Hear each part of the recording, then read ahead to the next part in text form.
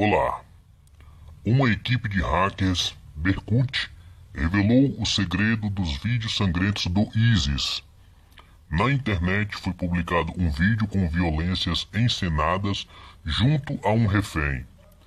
A filmagem ocorreu no estúdio de cinema, na mira de várias câmeras e luz definida corretamente. A ação: um ator vestido como um carrasco com uma faca na garganta do prisioneiro, e ele começa a retratar o sofrimento. De acordo com os hackers, o vídeo teria sido roubado de um dos ambientes do político americano, o senador Joe McCain. Os hackers recomendaram ao político que na próxima vez em que for a viagens ao exterior, especialmente no território da Ucrânia, não leve documentos confidenciais.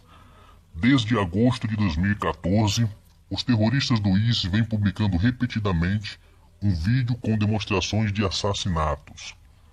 Em todos os casos, os vídeos eram da mais alta qualidade e as vítimas suspeitamente tranquilas.